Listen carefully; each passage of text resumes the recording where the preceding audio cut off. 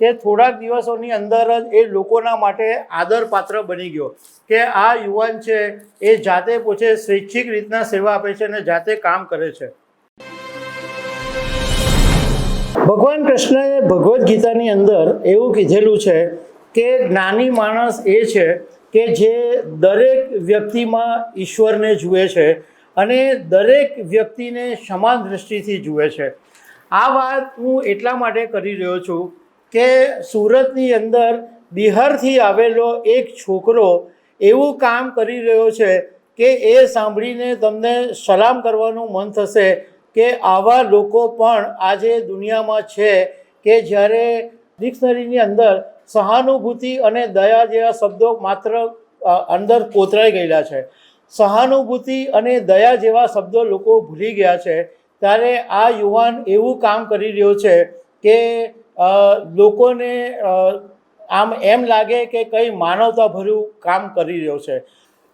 જે લોકો વૃદ્ધો હોય એમને આશ્રય આપી રહ્યો છે, ત્યજાયેલા બાળકો માટે કામ કરી રહ્યો છે, જે લોકોને આરોગ્યની સંભાળ નથી મળતી એમની આરોગ્યની સંભાળ રાખે છે અને એવા કામ કરે છે કે જે તમને એમ થશે કે ખરેખર યુવાન આવા હોવા જોઈએ. આવી બધી બાબતો આપણે ફિલ્મોની અંદર જોઈએ છે કે કોઈ હીરો હોય એ વૃદ્ધને સાચવે, વૃદ્ધને પ્રેમ કરે અને એ પોતે એટલો બધો ક્ષમતાવાળો પાવરફુલ નહીં હોય અને એ પછી લોકો એને આદર આપવા માંડે અને હિરોઈન એની તરફ આકર્ષાય એવી સ્ટોરીઓ આપણે જોઈ છે. પણ આ તો એક રિયલ સ્ટોરી છે રિયલ યુવાનની કે જે બિહારથી આવીને સુરતમાં વસેલો છે. તો એના વિશે વાત કરીશ. મારું નામ રાજેશ શાહ છે અને તમે જોઈ રહ્યા છો ગુજરાતના સૌથી મોટા ડિજિટલ ન્યૂઝ પ્લેટફોર્મ ખબરછે.com. બિહારમાંથી આવીને સુરતમાં વસેલા એક યુવાનની વાત તમને કરવી છે અને એનું નામ છે તરુણ મિશ્રા.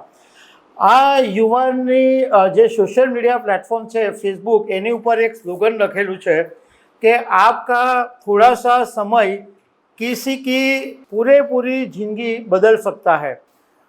અને આ યુવાન જે કામ કરે છે એ ગરીબોને મદદ કરવાનું કામ કરે છે, મુશ્કેલીમાં લોકોને સાંત્વના આપવાનું કામ કરે છે, ત્યજી દેવાયેલા બાળકો અને વૃદ્ધ માતા પિતાને બચાવવાનું કામ કરે છે, બીમાર લોકોને સંભાળ રાખવાનું કામ કરે છે અને આ યુવાન સામાન્ય રીતે સફેદ શર્ટ અને જીન્સમાં જોવા મળતો હોય છે. તરુણ શર્મા મીડિયા સાથેની વાતમાં એવું કીધું છે કે કોઈ પણ કાર્ય 100% સફળ થતું નથી. જ્યારે અમે કેટલાક લોકોને મદદ કરવા માંગીએ છીએ પણ તેઓ શેલ્ટર હોમમાં આવવા માટે તૈયાર નથી થતા, ક્યાં તો તેઓ આ પ્રકારના જીવનથી ટેવાઈ ગયા છે અથવા એમને આ શેલ્ટર હોમ શંકાસ્પદ લાગે છે. અને આ તરુણનું જીવન સાબિત કરે છે કે કોઈ પણ પ્રયાસને સફળ બનાવવા માટે પૈસાની જરૂર નથી હોતી, ફક્ત સાચા ઈરાદા અને નિશ્ચયની જરૂર હોય છે. આજે મોટે ભાગના જે યુવાનો છે એ આપણે સાંભળીએ છીએ કે અવળા રસ્તે ચડી ગયેલા હોય છે કે ડ્રગના રવાડે ચડી ગયા છે, પરંતુ આવા તરુણ મિશ્રા જેવા યુવાનો પણ છે કે જે નાની ઉંમરે માનવતાનું અદ્ભુત કામ કરે છે. હવે એની કામગીરી વિશે વાત કરીશ, પરંતુ એની લાઈફ સ્ટોરી તમને કહું કે એ બિહારથી સુરત કેવી રીતે આવ્યો.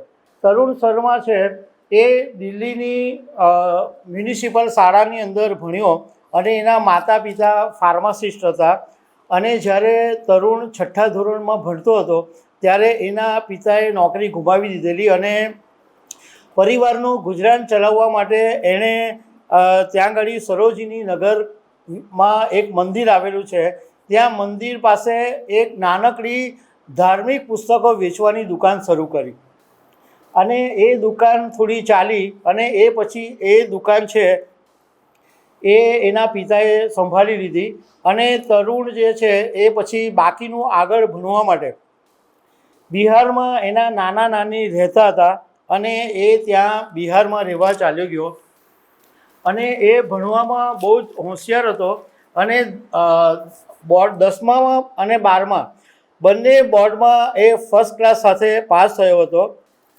એન્જિનિયરિંગમાં પ્રવેશ લીધો પણ પછી પરીક્ષા એ પાસ ન કરી શક્યો અને દિલ્હીમાં જે કોલેજમાં એણે પ્રવેશ મેળવેલો હતો ત્યાં એની પાસે ભાડાના રૂમ લેવાના પણ પૈસા નહોતા અને એને કારણે એને ત્યાં આગળ એક શેલ્ટર હોમની અંદર રહેવું પડ્યું. એ શેલ્ટર હોમમાં એણે જોયું કે કેટલું દુઃખી રીતના લોકો જીવે છે. એણે પણ ઘણો બધો દુઃખનો સામનો કરવો પડ્યો, પરંતુ એણે દુઃખની કથની એટલે દુઃખની સામે ઝૂકવાને બદલે, દુઃખને રોદણા રડવાને બદલે એને સોલ્યુશન માટે વિચાર્યું અને એણે પોતે જ શેલ્ટર હોમમાં સ્વૈચ્છિક સેવા શરૂ કરી દીધી. અને એને કારણે બન્યું એવું કે થોડાક દિવસોની અંદર જ એ લોકોના માટે આદરપાત્ર બની ગયો કે આ યુવાન છે એ જાતે પોતે સ્વૈચ્છિક રીતના સેવા આપે છે અને જાતે કામ કરે છે. આ પછી એની જીવનમાં એ ઘટના એવી બની કે એના પિતાનું અચાનક અવસાન થઈ ગયું અને તરુણના મામાનો સુરતની અંદર એક નાનો બિઝનેસ હતો, તો એના મામાને ત્યાં એ મદદ કરવા માટે સુરત આવ્યો. અને સુરત આવ્યો ત્યારે એણે બહુ જ સખત મહેનત કરી અને સુરતની બહાર ઘણા બધા વિસ્તારોની અંદર એ સ્કૂટર ઉપર દુકાનદારો પાસે ઓર્ડર લેવા જતો, માલ પહોંચાડતો હતો અને દિવસ રાત જોયા વગર એણે મહેનત કરી. અને એ પછી એણે પોતાની ફાર્મસી શરૂ કરી. ફાર્મસી શરૂ કરવાનું એનું પિતાનું જે સપનું હતું એ એણે પૂરું કર્યું. હવે એણે સારી એવી સફળતા મેળવી, પોતાની ફાર્મસી પણ શરૂ કરી દીધી. હવે કોઈ પણ માણસ હોય તો પહેલાં એમ વિચારે કે એનો બિઝનેસ કેવી રીતના આગળ ચાલે, કેટલી વધારે કમાણી કરે એની ઉપર જ ફોકસ કરે. પરંતુ આ તરુણને જોયું હતું એની જિંદગીમાં કે શેલ્ટર હોમની અંદર કેટલી ખરાબ સ્થિતિ છે. તો સુરતની અંદર સરકાર દ્વારા સંચાલિત જે શેલ્ટર હોમ છે એની સાથે એણે કામ કરવાનું શરૂ કરી નાખ્યું અને આખા શેલ્ટર હોમની જે સ્થિતિ છે એ એણે બદલી નાખી. અને અત્યારે એ 22 જેટલા શેલ્ટર હોમનું સંચાલન કરે છે અને હવે મુંબઈ જેવા શહેરોમાં પણ એણે એનું કામ વિસ્તારેલું છે. આ તરુણ જે છે એ માત્ર શેલ્ટર હોમનું સંચાલન કરે છે એટલું જ નથી, પરંતુ ત્યાં જે લોકો રહે છે એની સાથે આત્મીય સંબંધો ધરાવે છે. તરુણ જ્યારે શેલ્ટર હોમની મુલાકાત લે છે ત્યારે બાળકો અને વૃદ્ધો એને ગળે લગાડવા માટે દોડી જાય છે. અને આ એક પ્રકારનો સાવ નિર્દોષ, દુર્લભ અને બિનશરતી પ્રેમ છે. તરુણનું કામ પરિવારોને જોડવાનું છે, કારણ કે જે જરૂરિયાતમંદો છે એમને અહીંયા શેલ્ટર હોમમાં લાવે છે. બાળકોને જે ત્યજી દેવાયેલા છે એવા બધા લોકોને શેલ્ટર હોમમાં રાખે છે, એમની દેખભાળ રાખે છે, સંભાળ રાખે છે. જે જરૂરિયાતમંદ હોય એને તબીબી સંભાળ આપે છે, પૌષ્ટિક આહાર પૂરો પાડે છે, દરેક વ્યક્તિ સાથે આદર અને સન્માનથી વાત કરે છે. આ જ વાત કેવી છે કે ભગવાન કૃષ્ણએ એવું કીધું છે કે દરેક વ્યક્તિમાં ઈશ્વર છે અને દરેક વ્યક્તિ સમાન છે. પરંતુ આપણે લોકો જે છે એ માત્ર પૈસાવાળા અથવા ઊંચી પોસ્ટવાળાને સન્માન આપીએ છીએ. આજની તારીખે પણ એવા લોકો જે છે સાવ સામાન્ય નીચા, કે જે ગરીબ છે, કે જે થોડા ગંદા દેખાતા હોય છે, કે જે ચેપી છે, એવા લોકોને પ્રત્યે લોકો ઘૃણા રાખે છે, એની પાસે પણ જતા નથી. જ્યારે તરુણ જે છે એ ચેપી રોગવાળા લોકોની સાથે પણ એટલું જ આત્મીયતાથી વાત કરે છે, સન્માનથી વાત કરે છે, એકદમ પ્રેમથી વાત કરે છે. ગંદા માણસો હોય તે એમને લાવીને એમને ચોખ્ખા કરે છે. તો આ જે સમાજના લોકો છે એનાથી સાવ વિપરીત આ તરુણ કામ કરે છે કે ચેપી રોગો પાસે જવાનું તો ઠીક, એનાથી 50 ફૂટ અંતરથી પણ લોકો વાત નથી કરતા. તો તરુણ તો આવા લોકોની સાથે નજીક રહીને કામ કરે છે. અને આવા અનેક લોકો છે, હજારો લોકો છે કે જેમને આ તરુણે જીવન બદલી નાખ્યા છે. એટલે જ તમને કીધું કે આજે એવો જમાનો છે કે સહાનુભૂતિ અને દયા જેવા જે શબ્દો છે એ માત્ર ડિક્શનરીની અંદર જ સમાઈ ગયેલા છે. તરુણ મિત્ર આપણને યાદ અપાવે છે કે માનવી બનવાનો ખરેખર અર્થ શું છે.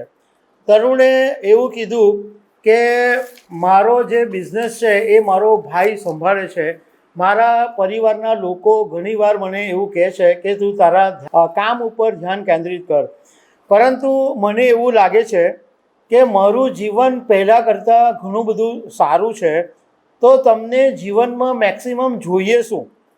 અને મને એટલી ખબર છે કે ઈચ્છાઓનો કોઈ અંત આવવાનો નથી, પણ કોઈની જિંદગીમાં ફરક લાવવા માટે અસાધારણ સંસાધનોની જરૂર નથી, ફક્ત એક અસાધારણ હૃદયની જરૂર છે જે સહાનુભૂતિ અને દયાથી ભરેલું છે. તરુણ મિશ્રાની સ્ટોરી જે છે એ ખરેખર બહુ જ પ્રેરણાદાયક છે કે આજે એક યુવાન એવો છે કે જે ખરેખર માનવતાનું કામ કરે છે, જે આજે જરૂર છે. આજે લોકો કોઈને મદદ કરવા માટે આગળ આવવા તૈયાર નથી, ત્યારે આ એવા લોકોની મદદ કરે છે જે એને ઓળખતા પણ નથી, એમાંથી એનો કોઈ સ્વાર્થ પણ નથી, એમાંથી કોઈ લાખો કરોડો રૂપિયા એ મેળવી પણ નથી લેવાનો, પરંતુ આ બહુ જ સારું કામ કરે છે. એટલે મોરલ ઓફ ધ સ્ટોરી એ છે કે તમારી પાસે પૈસા નથી, પણ તમને જો સારું કામ કરવા ઈચ્છો છો તો તમે કરી શકો છો. તમારી પાસે ટીમ નથી અને તમે ઈચ્છો છો કે તમારે સારું કામ કરવું છે, તો તમને રસ્તો મળી શકે છે. તો દર્શક મિત્રો, આવી અનેક વાતો સાથે અમે તમને મળતા રહીશું. આભાર.